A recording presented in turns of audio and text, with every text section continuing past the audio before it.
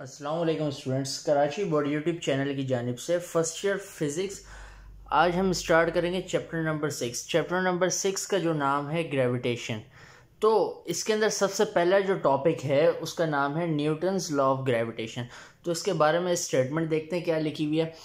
Heavy objects in the universe attracts other objects, यानी हमारे universe के अंदर जितने भी हैवी ऑब्जेक्ट्स हैं वो दूसरे ऑब्जेक्ट्स को क्या करते हैं, अट्रैक्ट करते हैं, अपनी तरफ खींचते हैं विद अ फोर्स, एक फोर्स के साथ, which is directly proportional to the product of masses.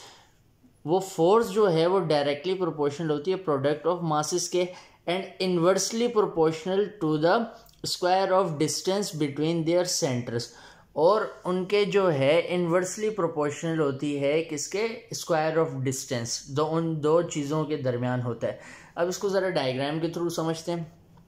Let's say कि ये हमारे पास यूनिवर्स के अंदर दो ऑब्जेक्ट्स हैं, ये एक दूसरे को क्या करेंगे, अट्रैक्ट करेंगे, और कौन सी फोर्स से अट्रैक्ट करें, फोर्स ऑफ अट्रैक्शन के साथ अट्रैक्ट करेंगे, ठीक है।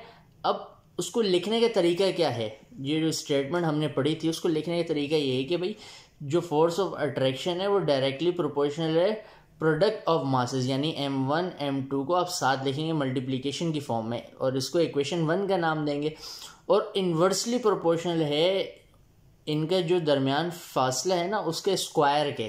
तो हम कैसे लिखेंगे, force of attraction is inversely proportional to the, ये जो आर है ये रेडियस को ज़ाहिर कर रहे हैं, यानी फासले को ज़ाहिर कर रहे हैं ना, जो उन दोनों के दरमियान फासला है उसका इन्वर्सली प्रोपोर्शनल है उसके स्क्वायर के। तो ये आपने इसको इक्वेशन नंबर 2 का नाम दिया।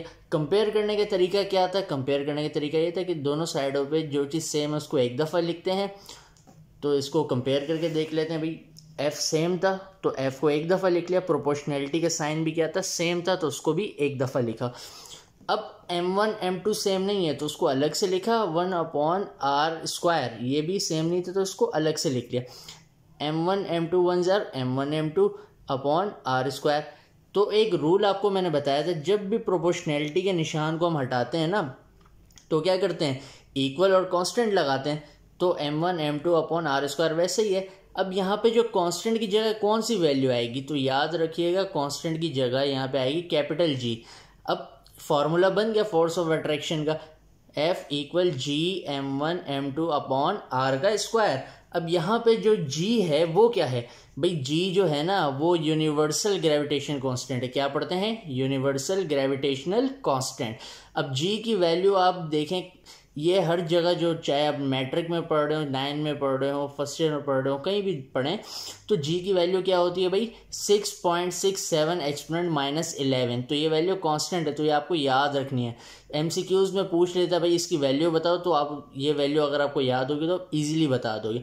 और साथ ही साथ MCQs में पूछता है इसका यूनिट, तो इसका यूनिट भी याद कर लें भाई, न्यूटन मीटर स्क्वायर पर किलोग्राम का स्क्वायर, ये इसका ऐसा यूनिट है। CGS सिस्टम के अंदर जो है इसकी वैल्यू क्या होती है, G की 6.67 एक्सपोनेंट -8 डाइंस सेंटीमीटर स्क्वायर पर ग्राम स्क्वायर। ये जो है एंट्री टेस्ट के लिहाज से जो इसकी वैल्यू है ना CGS वैल्यू, वो आपको याद करनी पड़ेगी। तो अब आगे चलते हैं, आगे देखते हैं भाई, इसका एक न्यूमेरिकल करते हैं और क्लास को ख़त्म करते हैं। तो न्यूमेरिकल में क्या कह रहा है भाई, फाइंड ग्रेविटेशनल अट्रैक्शन, यानी कि ग्रेविटेशनल फोर्स की बात हो रही। जब भी आपको बोले भाई फाइंड ग्रेविटेशनल अट्रैक्शन, तो इसका मतलब ग्रेविटेशनल फोर्स की वो बात कर रहा है। तो आपने लिख दिया भाई फोर्स हमने मालूम करनी है। इसी तरीके से बिटवीन टू ऑब्जेक्ट्स, दो ऑब्जेक्ट्स हैं भाई, एक का जो मास है वो कितना 80 kg और दूसरे का मास 50 kg है, तो m1 80 है, m2 50 हो गया। प्लेस 2 मीटर अपार्ट, अपार्ट का मतलब होता है दरमियानी फासला, यानी कि इनके जो दरमियान का फासला है ना वो कितना है भाई, वो 2 मीटर है। दरमियानी फासला कितना है इनका, 2 मीटर। फासले को r से ज़ाहिर करते हैं और ये क्या है 2 मीटर। अब आपने क्या किया, इसको फार्मूला लगाया according to Newton's law of gravitation. क्या फार्मूला था भाई, F = G m1 m2 r²।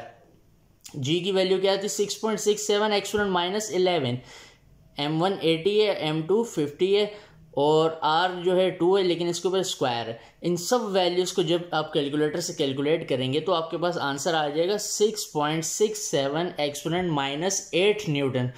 तो ये आपका फाइनल आंसर हो गया। आई होप आपको समझ में आया होगा। वीडियो को लाइक करें, शेयर करें और हमारे चैनल को सब्सक्राइब करें।